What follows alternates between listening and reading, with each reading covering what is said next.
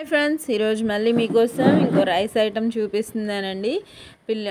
కాలేజీకి వెళ్ళే వాళ్ళకి, స్కూల్స్కి వెళ్ళే వాళ్ళకి, లంచ్ బాక్సెస్కి చాలా యూజ్ అవుతుంది. కర్రీ ఏం లేకపోయినా ఇలానే తినేయచ్చు.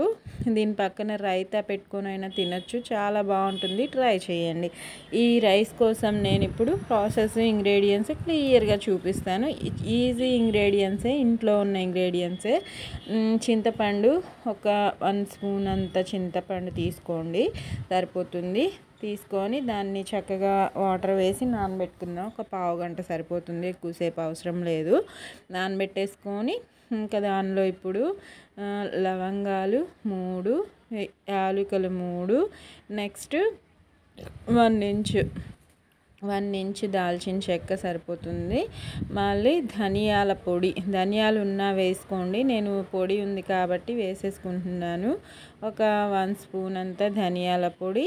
ఎండు కొబ్బరి ఒక 1 స్పూన్ అంత, అవి కూడా సరిపోతుంది. వేసేసుకొని మళ్ళీ దానిలో మిరియాల పౌడర్ వేస్తున్నాను. చిన్న స్పూన్తో 1 స్పూన్ వేసుకోండి, ఎక్కువగా వేసుకోవద్దు. జీలకర్ర 1 స్పూను, మళ్ళీ ఘాట్ అయిపోతుంది, తినలేము. వెల్లుల్లి హాఫ్ గర్భం వేసి మొత్తం పౌడర్ పట్టి పక్కన పెట్టుకోండి. ఒక ఉల్లిపాయ, 2 టొమాటో, 5 పచ్చిమిర్చి సరిపోతాయి ఈ రెసిపీకి అయితే. పౌడర్ పక్కన పెట్టేసుకొని అదే మిక్సీ జార్లో చింతపండు, టొమాటో మిక్సీ పట్టేసుకోండి. అప్పుడు మనకి తాలింపులో ఈజీగా ఫ్రై అయిపోయి టేస్ట్ బాగుంటుంది.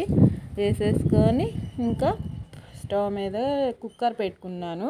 మన రెసిపీ ఈజీగా, టేస్టీగా, ఫాస్ట్గా అయిపోతుంది. స్కూల్కి వెళ్ళేటప్పుడు టైం సరిపోదు కాబట్టి ఇంకా ఇలా కుక్కర్లో చేసుకుంటే టేస్ట్ బాగుంటుంది, మనకి త్వరగా అయిపోతుంది అన్నమాట. స్టవ్ వెలిగించేసుకొని ఆయిల్ ఒక 5 స్పూన్స్ అంత వేసాను. నేను 1.5 గ్లాస్ చేస్తున్నాను అనమాట. ఏ గ్లాస్ అయినా పర్వాలేదు, 1.5 గ్లాస్కి నేను చూపించిన క్వాంటిటీస్ సరిపోతాయి. ఇంకా కట్ చేసి పెట్టుకున్న ఉల్లిపాయ, పచ్చిమిర్చి కూడా వేసేసుకొని హై ఫ్లేమ్లోనే దగ్గరే ఉండి ఫ్రై చేసుకోండి. ఆయిల్తో పాటు నెయ్యి కూడా ఒక 1 స్పూన్ వేస్తున్నాను, టేస్ట్ బాగుంటుంది కాబట్టి. ఇంకా నెయ్యి లేని వాళ్ళు నూనె అయినా వేసుకోవచ్చు, ఇబ్బంది ఏం లేదు. నెయ్యి ఫ్లేవర్ బాగుంటుంది, నా దగ్గర ఉంది కాబట్టి వేసుకుంటున్నాను. చూపిస్తున్నాను కదా, ఈ గ్లాస్ తోటి 1.5 గ్లాస్ రైస్ చేస్తున్నాను. కరెక్ట్ క్వాంటిటీ చూపించడం కోసం ఈ గ్లాస్ చూపిస్తున్నాను అన్నమాట. ఇంకా వేసేసుకొని బియ్యం చక్కగా కడిగి మన ఈ తాలింపు వేగి ఎసరు మరిగేలోపు బియ్యం కూడా కాస్త నానుతాయి అన్నమాట.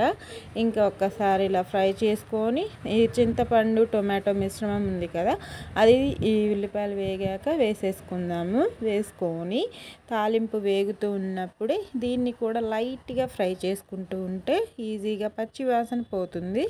పచ్చివాసన పోయి మన రైస్లో టేస్ట్ బాగుంటుంది అన్నమాట. ఇంకా చక్కగా మొత్తంగా వేసుకొని దానిలో ఇప్పుడు ఇందాక మనం పట్టి పెట్టుకున్నాం కదా పౌడరు, ఆ పౌడర్ని కూడా వేసేసుకొని ఆ పౌడర్ని కూడా ఒక్కసారి మిక్స్ చేసేసుకొని దానిలో ఇప్పుడు పసుపు, అల్లం పేస్ట్ ఒక 1 స్పూను, పసుపు ఒక 1/2 స్పూను, పెరుగు ఉంది నా దగ్గర, పెరుగు కూడా వేసుకోండి. ఎందుకంటే వేడి చేయకుండా మిరియాలు వేసాం కదా, అది కూడా ఎక్కువ మంట లేకుండా ఉంటుందన్నమాట. పెరుగు వేస్తే మనకి అన్నంలో, రైస్లో కూడా చాలా టేస్ట్ డబుల్ అవుతుంది. అప్పుడప్పుడు ఇలా వేసుకుంటూ ఉండండి. ఇప్పుడు ఒక్కసారి మిక్స్ చేసుకుంటే మన పేస్ట్ అంతా చక్కగా ఫ్రై అవుతుందన్నమాట పెరుగు వేసాక. ఇంకా దీంట్లో వేయాల్సిన ఇంగ్రీడియంట్స్ ఇంకా 2 ఉన్నాయి, అవి కూడా వేసేసుకుందాము.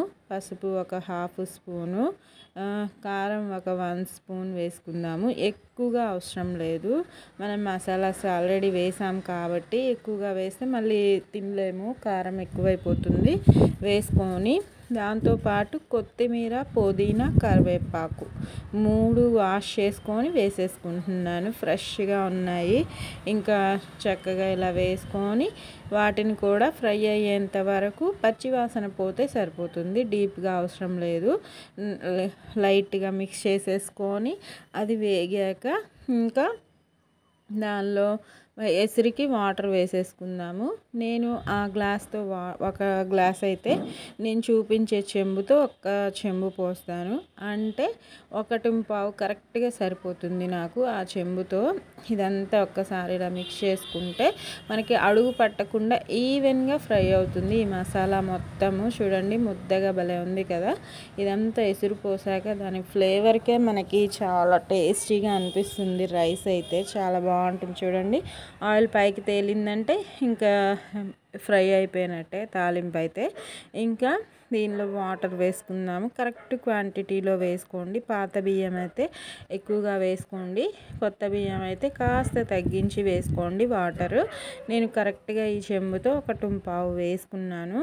ఎందుకంటే మనం బియ్యం కడిగేటప్పుడు మళ్ళీ ఆ బియ్యంలో కాస్త వాటర్ ఉంటాయి కాబట్టి తగ్గించే వేసుకోండి ఎక్కువ శాతము. అప్పుడు మన రైస్ పొడి పొడిగా వస్తుంది. ఇంకా ఉప్పు తగినంత ఒక 1 స్పూన్ అంత వేసాను. సరిపోకపోతే ఎసురు మరిగాక చెక్ చేసుకొని వేసుకోండి. సరిపోతే ఇబ్బంది ఏం లేదు. ఎసురు బాగా మరిగినప్పుడు మాత్రమే బియ్యం వేసేసుకోండి. అదిగోండి చక్కగా మరుగుతుంది కదా. ఈ టైంలో బియ్యం వేసేసుకొని ఉప్పు ఒక్కసారి చెక్ చేసుకొని మూత పెట్టేసుకొని ఒక 3 విజిల్స్ మాత్రమే ఉంచాలి. రైస్ ఐటమ్ ఏదైనా సరే 3 విజిల్స్కి రెడీ అయిపోతుందండి. 3 విజిల్స్కి స్టవ్ ఆఫ్ చేసేసుకొని ఇంకా మన రైస్ని సర్వ్ చేసుకొని పిల్లల లంచ్ బాక్స్ కానీ బ్రేక్ఫాస్ట్ అయినా లంచ్ అయినా దేనికైనా సూపర్ హిట్గా ఉంటుంది. నా రెసిపీ అయితే చాలా బాగుంది, మీకు నచ్చుతుందని అనుకుంటున్నాను. ఇలాంటి కొత్త కొత్త రెసిపీస్ కోసం నేను ట్రై చేస్తూ ఉంటాను. మీరు కూడా నా వీడియో ఉప్పు సరిపోలేదు కొద్దిగా వేసాను, చిన్న స్పూన్ తోటి ఒక 1 స్పూన్ అంతా చక్కగా మిక్స్ చేసేసుకొని మూత పెట్టి 3 విజిల్స్ ఉంచుకోండి. ఇలాంటి రెసిపీస్ కోసం నా వీడియోస్ చూడండి, నాకు సపోర్ట్ ఇస్తూ సబ్స్క్రైబ్ చేసుకోండి ఫ్రెండ్స్. నా వీడియోస్ నా వంటలు నచ్చితే కాస్త లైక్ చేయండి, షేర్ చేయండి, కామెంట్ పెట్టండి, సబ్స్క్రైబ్ కూడా మర్చిపోకుండా చేయండి ఫ్రెండ్స్. నేను చెప్పేది మీకు నచ్చితేనే చేయండి. ఇదిగోండి అన్నం చూడండి ఎంత పొడి పొడిగా భలే ఉంది కదా. అన్నం టేస్ట్ కూడా అంతే బాగుంది. మీరు ట్రై చేయండి, చేశాక ఎలా వచ్చిందో నాకు కామెంట్స్లో చెప్పండి. Bye friends.